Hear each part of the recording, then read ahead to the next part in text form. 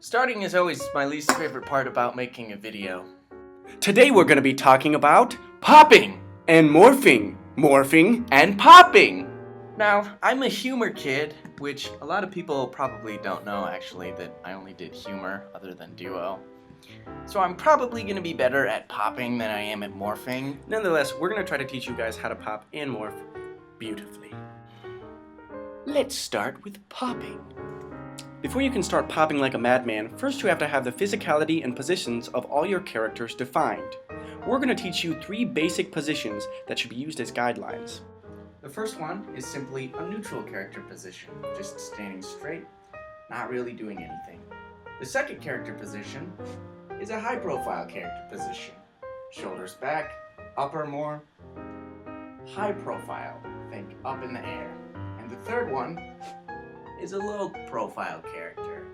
Hunch down a little, shoulders together, forward more, a lower character. So 1, 2, 3.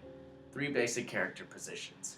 Remember, these are just basic guidelines. They're outlines for characters. But you can use these 3 positions to help you sort of cycle through pops. And now, The pop itself. pops are meant to be clean and crisp, but not overly tense or jerky. So there are a few crucial components to having a good pop. The first thing you need to know about pops is what parts of your bodies you should use when you're popping.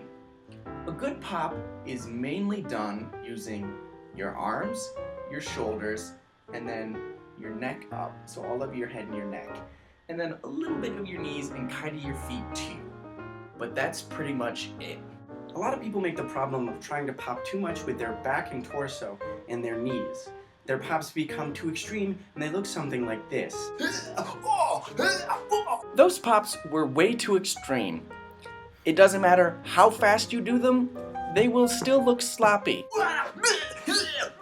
For pops to be clean and crisp, you want to move the shortest distance as possible. If you want a pop to have the shortest distance between characters, you're going to end up popping with your shoulders, arms, and head mainly. So if you had a tall character, you'd be up like this. Shoulders up, arms out a little bit, head kind of up, looking down a little bit. And then a short character would just be like that. Shoulders down, arms further in, head looking up a little bit. Notice how little movement is actually happening, and yet he has clearly defined characters. It's much easier to have this little movement still show a difference between 2 extreme characters than to have these big jerky movements and try and fully physicalize the height difference. Another thing that's important to keep in mind is your feet should be firmly planted on the ground. One of the things we see a lot of people end up doing is either jumping into pops or stepping into pops. And that is not a very efficient or nice looking way to pop. The problem with stepping into a pop is you're creating more movement than necessary.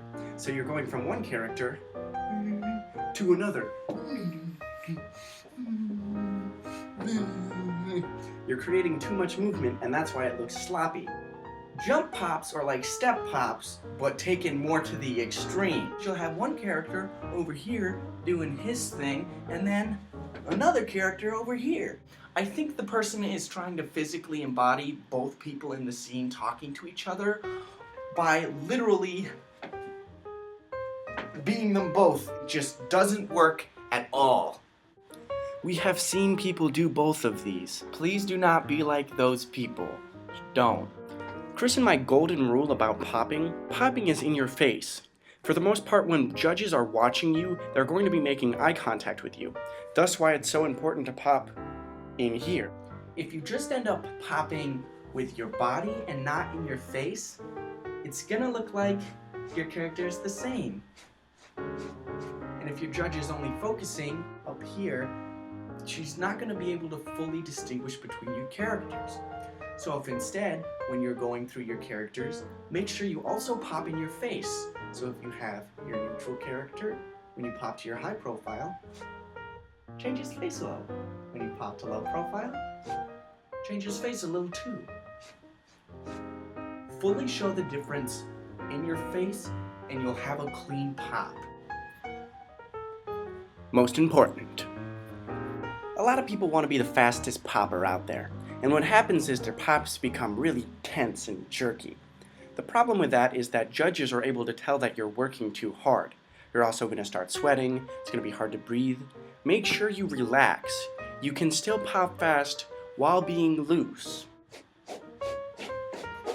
Working too hard. That kind of hurt. You can still pop fast while being relaxed at the same time. You don't need to explode and tense and jerk your body to have fast pops. Our final tip for popping is what we like to call the half pop, or the sneaky pop.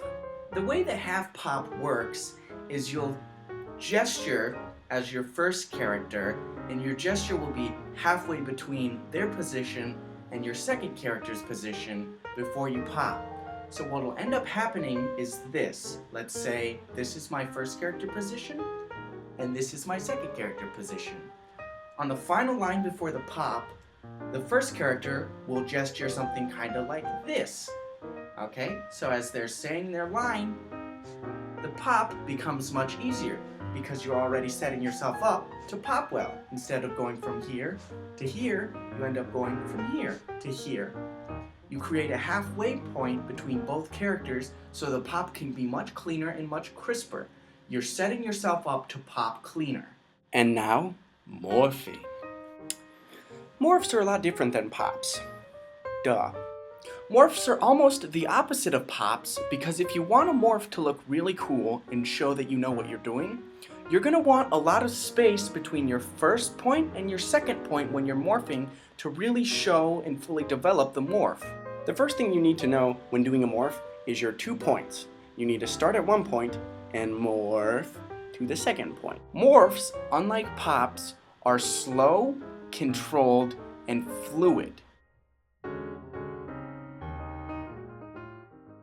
So I'm just shopping with a shopping cart when, oh, I see a can up there I want. Oh, that's good.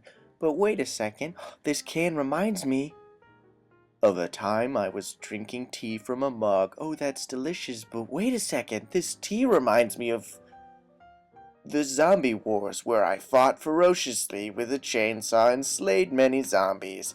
But wait, aren't I drinking tea?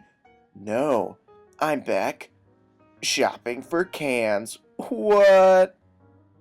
Notice you want to create distance between your first and second point.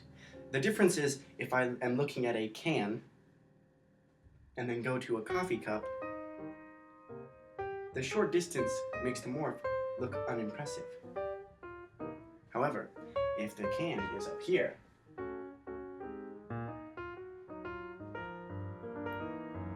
the longer movement creates a smoother and more controlled morph. Keep in mind that when you're morphing, a lot of the time it's really easy to go from a scene back to an object you're holding so that the audience can fully understand the difference from one scene to the next. It's also important to keep in mind that you're going from one place to a different place, so the different emotions of the two different places have to be reflected upon your face. Another trend that's becoming kind of popular lately is, I guess we would call them morph pops. We like to refer to them as mops. Or are they porfs? What mops, or porfs, are used for, from what I've seen, is to transition between two characters having a dialogue in a dramatic piece so that you don't have to pop between characters and kill the mood of the scene, but you also don't have to slowly transition between characters so you keep the scene going. And what you essentially do is take both a morph and a pop and put them together, and you'll end up popping but in a very slow, controlled manner. So you'll go from your first character, your second, back and forth. And you have this slow, controlled, yet quicker than a morph movement to transition between characters. Hopefully after watching this video, you have a better understanding of how to pop, morph, or mop, or porf. And we plan on having another video come out in the next 2 weeks. Ding!